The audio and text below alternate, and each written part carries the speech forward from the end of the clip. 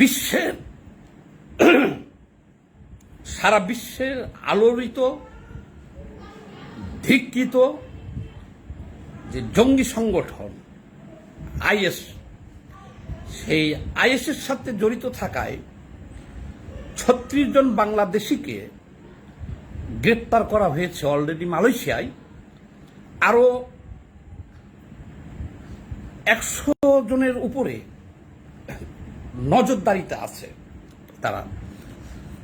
এই ব্যাপারে বিস্তারিত তথ্য আমি আপনাদেরকে দিব এবং এই নিউজটা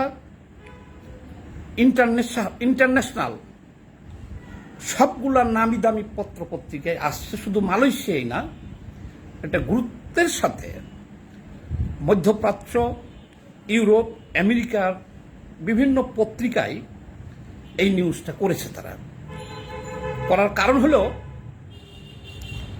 একেবারে স্বয়ং মালয়েশিয়ার স্বরাষ্ট্রমন্ত্রী এর আগে ব্রিফ করেছেন, তারপরে পুরা তদন্ত শেষে সেদেশের পুলিশ প্রধান উনি আবার ব্রিফ করেছেন, সংবাদ সম্মেলন মাধ্যমে বিস্তারিত তথ্য জানিয়েছেন।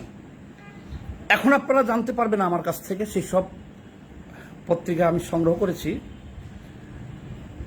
এদের পরিচয় জানতে পারবেন এবং কার্যক্রম সম্পর্কে আপনারা জানতে পারবেন। কিন্তু সবচেয়ে বড় বিষয় হলো যে এটা বিশাল একটা ক্ষতি,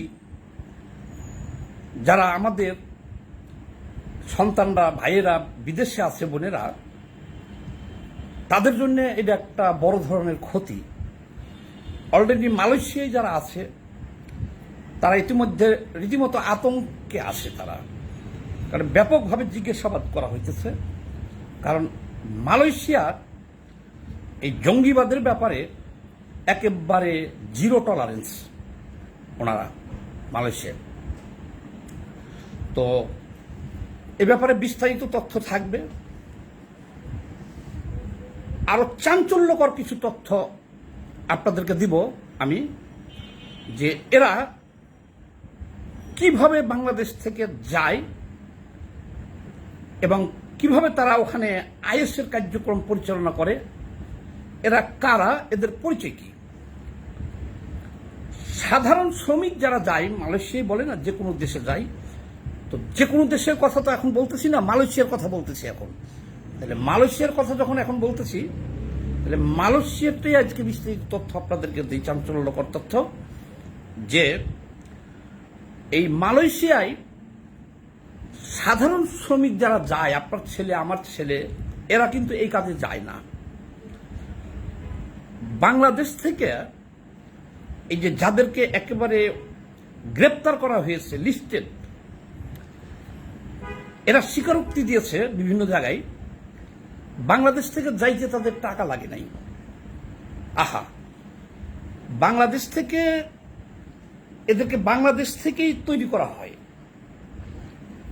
এই জঙ্গি কার্যক্রম পরিচালনার জন্য, এবং সম্পূর্ণ ফ্রি অফ কস্ট, বিনা খরচে তারা মালয়েশিয়া গেছে। যাওয়ার পরে তাদের কার্যক্রম হলো সেইখানে, সেইখানে যাইয়া বিশেষ করে বাংলাদেশি ভাই যারা আছে তাদেরকে এই জঙ্গি কার্যক্রমে সম্পৃক্ত করা। কি ডেঞ্জারাস কথা। আরো কিছু চাঞ্চল্যকর তথ্য দিব, আমরা নিউজটা একটু দেখে আসি। এটা নিয়ে বেশ চাঞ্চল্য সৃষ্টি হয়েছে বিশ্বে, কারণ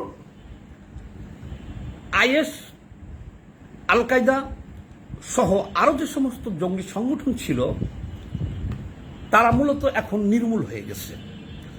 তাদের একেবারে যে শেষ হয়ে গেছে তা না, কিন্তু এদের কোনো অস্তিত্ব নাই।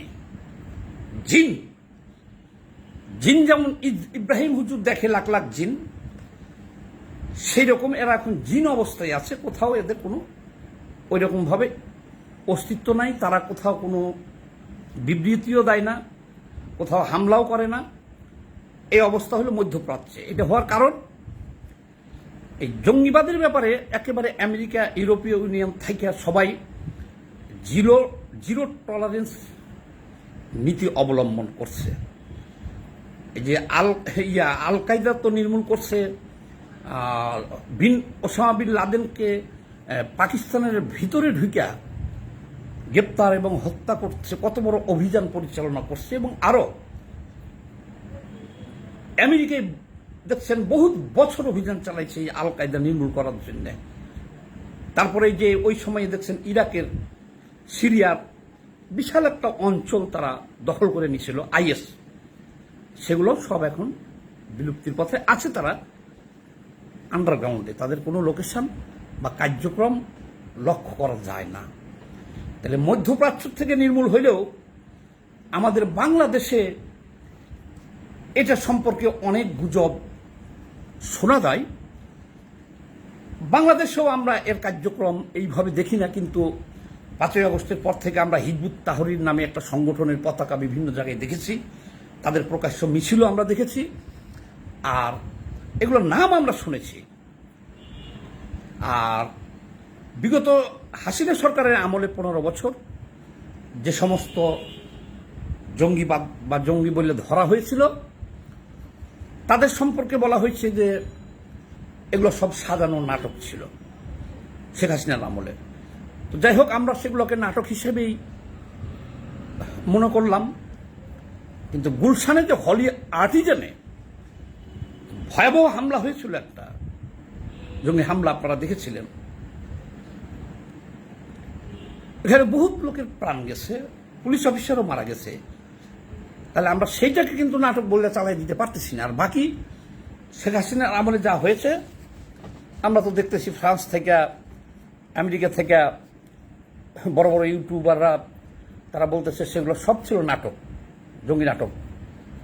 এবং আমাদের একজন পুলিশ কমিশনার, বর্তমান কমিশনার, উনিও কিন্তু সেদিন বলে ফেলছে যে বাংলাদেশে কোনো জঙ্গি নাই, জঙ্গির তকমা দিয়া ফ্যাসিস্ট হাসিনার আমলে অনেক ছেলেপেলেকে মারা হয়েছে, নির্যাতন করা হয়েছে, জেলে নেওয়া হয়েছে। এটা কে বলেছে? এটা কমিশনার বলেছে, পুলিশ কমিশনার। এই তো বলছে 2-3 দিন আগে। ওনাকে প্রশ্ন করছিল যে তাহলে আপনি যেভাবে বলতেছেন যে কোনো জঙ্গির অস্তিত্ব নাই বাংলাদেশে, তাহলে হলি আর্টিজানে যে এত বড় একটা ঘটনা ঘটলো, এটাকে উনি পাশ কাটাই গেছে, ওনার মতো করে উনি বলছে যাক। কিন্তু ভাগ্যচক্রে উনি বলার, কমিশনার সাহেব যে কথাটা বলল যে বাংলাদেশের কোনো জঙ্গির অস্তিত্ব নাই, এই সময়ে আবার এই এত বড় একটা ঘটনা যে প্রবাসে, এবং তারা স্বীকারোক্তি দিতেছে তাদেরকে বাংলাদেশ থেকে বানিয়েই পাঠানো হয় এবং তাদের যাইতে ওখানে কোনো টাকা লাগে না, সেইখানে যে তারা কার্যক্রম পরিচালনা করতেছেন। আমরা একটু খবরটা শুনে আসি। অনেক কথা বললাম, কিছু চাঞ্চল্যকর তথ্য আরো দেব আপনাদেরকে।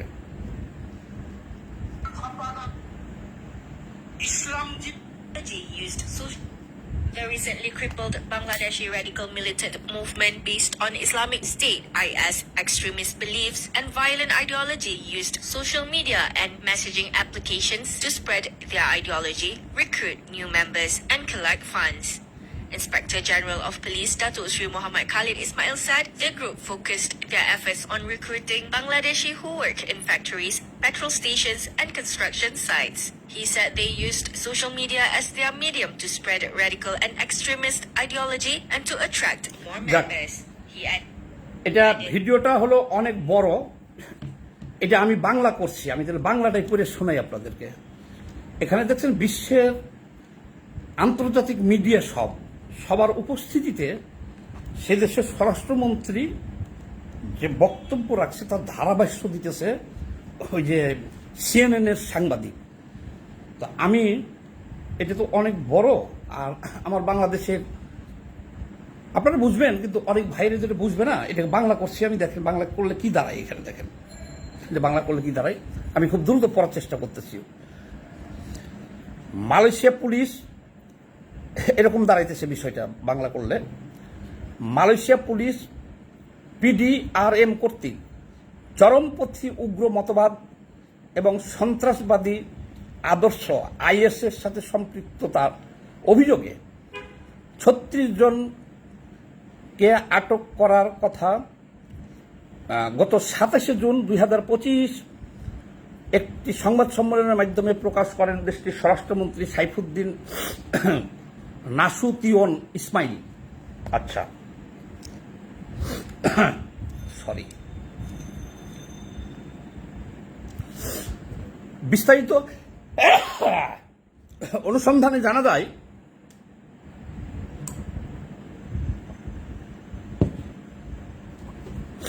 আটককৃত ব্যক্তিদের মধ্যে ৩৬ জন বাংলাদেশের নাগরিক। এবছরের এপ্রিল, মে, জুন ৩ মাস ধরে পৃথক বিভিন্ন অভিযানে এদের গ্রেপ্তার করা হয় এবং আনুষ্ঠানিকভাবে বিষয়টি প্রকাশ করা হয় ২৭ জুন। মালয়েশিয়ার স্পেশাল ব্রাঞ্চ এর কাউন্টার টেররিজম ডিভিশন যে সকল বাংলাদেশিকে আটক করেছে তাদের অভিবাসন সংক্রান্ত কাগজপত্র যাচাই নিশ্চিত করা হয় যে আটক ৩৫ জনের মধ্যে ১৪ জন সংযুক্ত তালিকায় ৬ নম্বর থেকে ১৯ নম্বর বাংলাদেশি নাগরিক মালয়েশিয়াতে অবৈধ বসবাস করছিলেন, অর্থাৎ তাদের কাগজের মেয়াদ উত্তীর্ণ হয়ে গেছিল ১৪ জনের। আচ্ছা, তাদের কাছে বৈধভাবে থাকার কোনো কাগজপত্র না থাকায় ১৪ জনকে ইমিগ্রেশন পুলিশের কাছে হস্তান্তর করা হয় তাদের বাংলাদেশে ফেরত পাঠানোর জন্য। ইতিমধ্যে তালিকার ৬ নম্বর থাকা জাহিদ আহমেদ এবং ১০, ১১, ১৩, ১৫, ১৮ এদের সকলের নাম আছে, এখানে নাম আছে, আমি পড়ে ফেলাই। ইমন মহিউজ্জামান, আকরাম মোহাম্মদ ওয়াসিম, নজরুল ইসলাম, শেখ সালাম, মোহাম্মদ রেজওয়ানুল ইসলামকে বাংলাদেশে ফেরত পাঠিয়ে দেওয়া হয়েছে এবং বাংলাদেশের নিরাপত্তা সংস্থা এদের সকলকেই জিজ্ঞাসাবাদের জন্য আটক করেছে। তালিকায় ৬ থেকে ১৯ নম্বর পর্যন্ত থাকা বাকি ৮ জনকে আগামী ৭ই আগস্ট বাংলাদেশে ফেরত পাঠানো হবে বলে বিভিন্ন সূত্র সংবাদ মাধ্যমে জানিয়েছে। সংযুক্ত তালিকায় ১ থেকে ৫ নম্বরে থাকা ব্যক্তিদের দেশটিতে প্রচলিত প্রিভেনশন অফ টেরোরিজম অ্যাক্টের আওতায় আটক করে চার্জ গঠন করা হয়েছে। এই ৫ জনের বিচার হবে, ওখানে অলরেডি চার্জ গঠন করা হয়েছে। সিরিয়াল ২০ থেকে ৩৫ নম্বরে বাংলাদেশি নাগরিকদের একই অ্যাক্টের আওতায় আটক দেখিয়ে বিশদ তদন্ত চলছে। আরও শতাধিক বাংলাদেশিকে নজরদারির মধ্যে রাখা হয়েছে, কারণ তাদের যে একটা গ্রুপ খুলছিল, তারা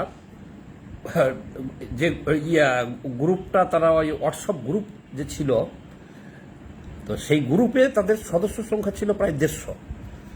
তো ওই ১৫০ মধ্যে ৩৬ জনকে গ্রেপ্তার করছে আর বাকি সবাইকে নজরদারিতে রাখছে।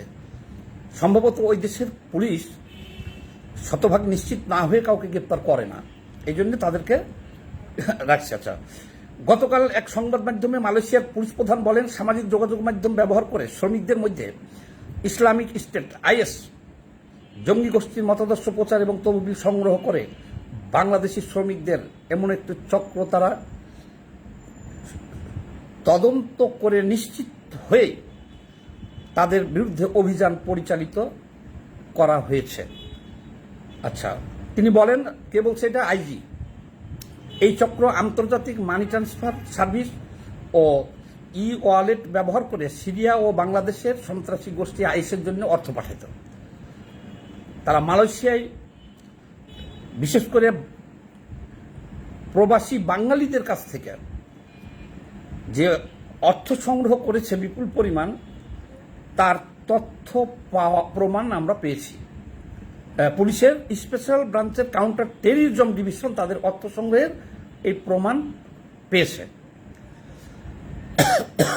তবে তারা ঠিক কত অর্থ সংগ্রহ করেছে এবং কোন দেশে কত অর্থ এ পর্যন্ত পাঠিয়েছে সেটা এখনো নিশ্চিত করে জানা যায়নি, তদন্তাধীন রয়েছেন। পুলিশের বরাত দিয়া মালয়েশিয়ার স্টার পত্রিকা লিখেছে, গেরাকান মিলিট্যান্ট রেডিক্যাল বাংলাদেশ, নামটা কি?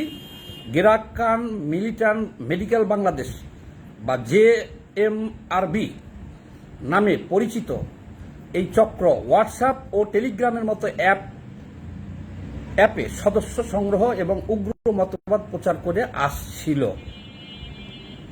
এদের প্রত্যেকের নাম, ঠিকানা, পাসপোর্টে যা আছে সবই দেওয়া হয়েছে, প্রচার হয়েছে, বিভিন্ন পত্রিকায় আসছে, ইন্টারন্যাশনালটা আপনারাও দেখছেন। এবার আমি কাজের কথা বলি একটু। কাজের কথা হলো কি, যে দেখেন, একটা পারমাণবিক বোমা যদি এখন ইরানে মারত আমেরিকা, যুদ্ধ কিন্তু বাজাইছে হলো কে? ইরানের সরকার, এই তো। বা ইসরায়েলের কথা বলি আমি, ইসরায়েলে যদি একটা পারমাণবিক বোমা মারেন, যুদ্ধ বাজাইছে কে? নেতানিয়াহু বা তার সরকার। কিন্তু দেখেন সেদেশে লক্ষ লক্ষ লোক কিন্তু ক্ষতিগ্রস্ত হয়ে যাবে, ধ্বংস হয়ে যাবে, এটাই নিয়ম। এই যে কার্যক্রমটা বাংলাদেশের সামান্য কিছু মানুষ তো এগুলো করছে, তাই না? কিন্তু এর জন্যে এই প্রবাসী বাংলাদেশি ভাই যারা আছে মধ্যপ্রাচ্যের সব দেশেই বা বিদেশের, অলওয়েজ নিউজ তো এটা, সবাইকে এখন সন্দেহের চোখে দেখবে। আর বিশেষ করে মালয়েশিয়ায় যারা আছে এরা তো আতঙ্কের উপরে দিনাতিপাত করতেছে। তাহলে এই সম্পর্কে আর কি বলার আছে আমাদের, বলেন? এটা একটা বাংলাদেশের জন্য অনেক বড়, অনেক অনেক অনেক বড় দুঃসংবাদ এটা। তো যাই হোক, যারা দেখছেন আমার এই লাইভটা, কোনো কমেন্টস নাই, তারপরে দেখতেছেন যে সাকিব, এমনি আসিফ আছেন, একে সরকার শাওন আছেন, মোহাম্মদ মোর্শেদ খান টুটুল ভাই আছেন, আরও আছে অভিষেক রায়, সঞ্জিত কুমার রায়, আর আছেন আমাদের কমরেড হৃদয় খান, আরও আছেন একে সরকার শাওন। দেখছেন আমাকে, ঠিক আছে। আপনারা যারা দেখছেন এই লাইভটা একটু বেশি বেশি করে বিভিন্ন গ্রুপে শেয়ার দিয়ে দেন, যাতে জনগণ সতর্ক হয়। দেখেন কত কষ্ট করে মালয়েশিয়ায় তো গরিবের ছেলে পেলেই যায়।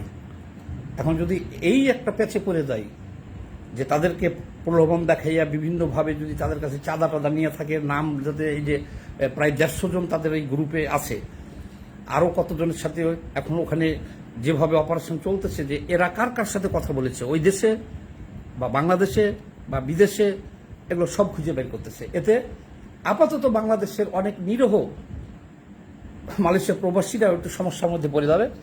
তো সবাই ভালো থাকুন, সচেতন থাকুন। ধন্যবাদ। সঞ্জিত কুমার রায় আছেন, ধন্যবাদ কমরেড আপনাকেও। আবার আমার এই ভিডিওটা পাবেন হলো ভয়েস অফ ফ্যাক্ট ইউটিউব চ্যানেলে পাবেন। আমার ভয়েস অফ ফ্যাক্টের শ্রোতা বন্ধুদেরকে জানাই লাল সালাম, অভিনন্দন, ভালোবাসা। আর আব্দুল সামাদ সুজন নামে আরও একটা চ্যানেল খুলে রাখছি, আপনারা সেটাও একটু সাবস্ক্রাইব করে রাখবেন, কারণ নিঃশ্বাসের বিশ্বাস নাই, কখন খেয়ে ফেলে চ্যানেল ঠিক নাই।